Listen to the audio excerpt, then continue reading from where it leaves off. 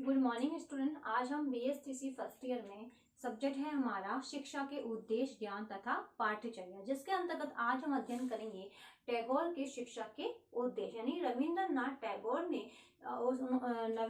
टैगोर ने शिक्षा के उद्देश्य क्या बताए हैं। उन्होंने क्या बताया है कि जब छात्रों या व्यक्तियों किसी को शिक्षा प्रदान की जाती है तो उसके पीछे हमारा उद्देश्य क्या होना चाहिए। तो रविंद्रनाथ टैगोर ने कहा कि शिक्षा मानव के लिए बहुत ही आवश्यक है, क्योंकि शिक्षा के द्वारा जो व्यक्ति है उसका सर्वांगीण विकास नहीं हो सकता। अच्छी शिक्षा वही है जो कि दोनों व्यक्तियों में तालमेल स्थापित कर सके। ऐसी शिक्षा छात्रों को प्रदान की जानी चाहिए, जिसके अंतर्गत उन्होंने निम्न उद्देश्य बताए हैं, जिसमें पहला उद्देश्य है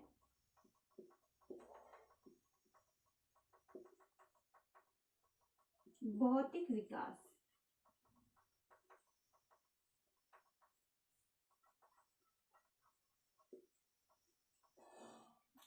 अब इसके अंतर्गत हम देखते हैं तो टैगोर ने शिक्षा के अंतर्गत भौतिक विकास को महत्वपूर्ण महत्व दिया है।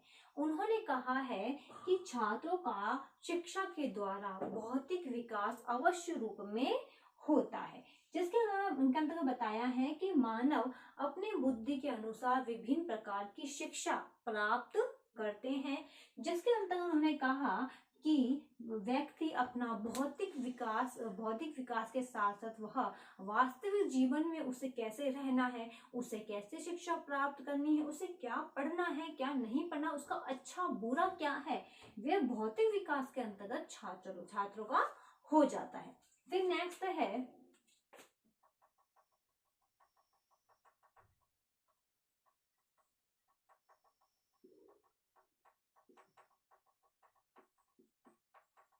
शारीरिक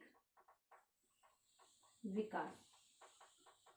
अब शिक्षा के उद्देश्य के अंतर्गत जो टैगोर थे उनका कहना था कि शिक्षा के अंतर्गत छात्रों का शारीरिक विकास भी होता है। इसके अंतर्गत हम छात्रों को क्या करते हैं, प्राकृतिक वातावरण दे दिया जाता है, जिसके अंतर्गत छात्र प्रकृति द्वारा ही सीखने का प्रयास करता है, जिससे छात्र का शारीरिक विकास भी होने लग जाता है। फिर हम देखते हैं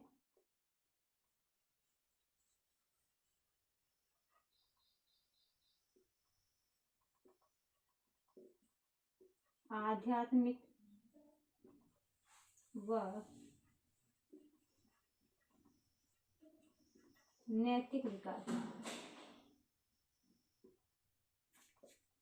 अब हम देखते हैं कि टैगोर के अनुसार जो शिक्षा के अंतर्गत कहा गया, उसमें कहा गया है कि आध्यात्मिक व नैतिक विकास। शिक्षा के अंतर्गत छात्रों को आध्यात्मिक ज्ञान व नैतिक विकास करवाना भी बहुत आवश्यक होता है, क्योंकि उन्होंने आध्यात्मिक के अंतर्गत बहुत ही बल दिया। उनका कहना था जो व्यक्ति अगर आध्यात्मिक का ज्ञान उनको प्राप्त नहीं है तो वो परमात्मा को प्राप्त नहीं कर सकता है। साथ ही साथ छात्रों में नैतिक गुणों का नैतिक विकास भी होना चाहिए, जिसके अंतर्गत छात्र शिक्षा के माध्यम से बड़ों को किस प्रकार से सम्मान करना है, आदर करना है, किसका कैसे सहयोग करना है, इस चीज को वह शिक्षा के माध्यम से सिखाया जाता है। फिर नेक्स्ट है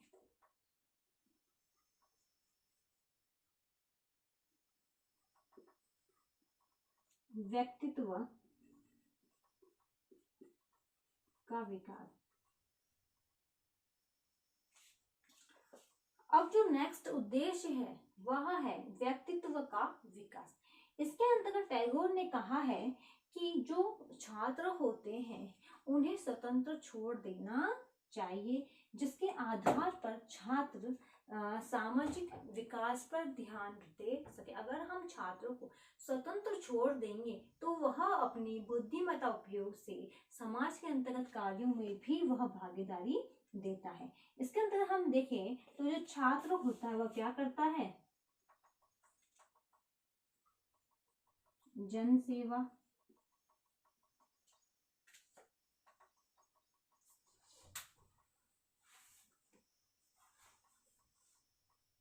सामूहिक कार्य,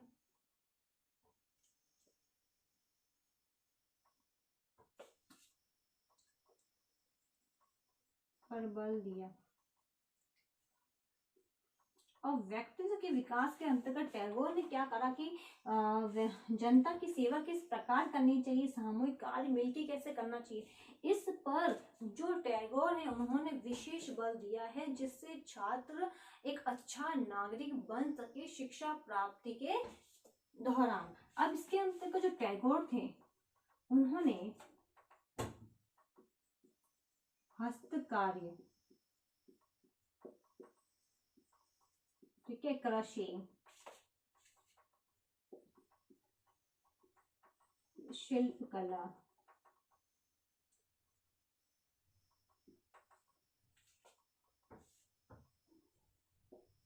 शांति निकेतन में बल दिया। अब इसके अंतर्गत हम देखें तो इसके साथ साथ जो टैगोर थे उन्होंने हस्तकला, हाथ से किए गए कार्य, कृषि, शिल्पकला पर आदि पर विशेष बल दिया। यानी जब उन्होंने शांति निकेतन विद्यालय की स्थापना करी तो उसके अंतर्गत इन सब उद्देश्य को ध्यान में रख के ही शिक्षा प्रदान टैगोर ने की, जिसके अंतर्गत छात्र एक अच्छा नागरिक बन सके। फिर नेक्स्ट है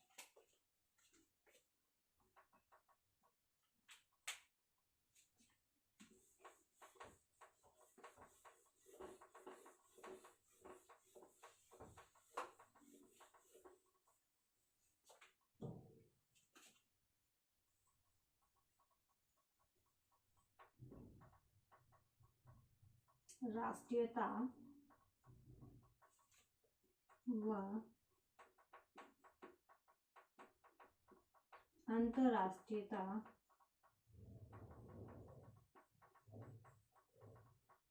का विकास। अब राष्ट्रीयता अंतरराष्ट्रीयता का विकास किस प्रकार किया, इसके अंतर्गत हम देखते हैं तो टैगोर ने राष्ट्रीयता के साथ अंतरराष्ट्रीयता के भी समर्थक वे रहे थे।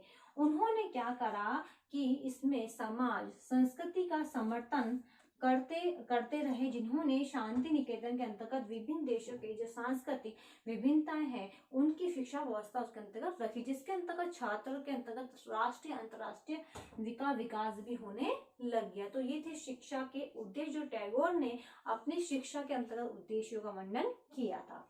अब इससे संबंधित आज का आपका होमवर्क है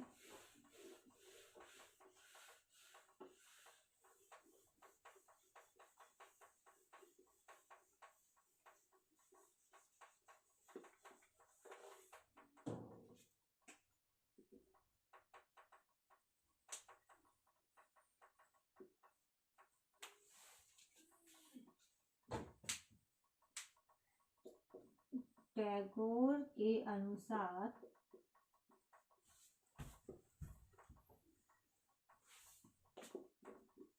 शिक्षा के उद्देश्य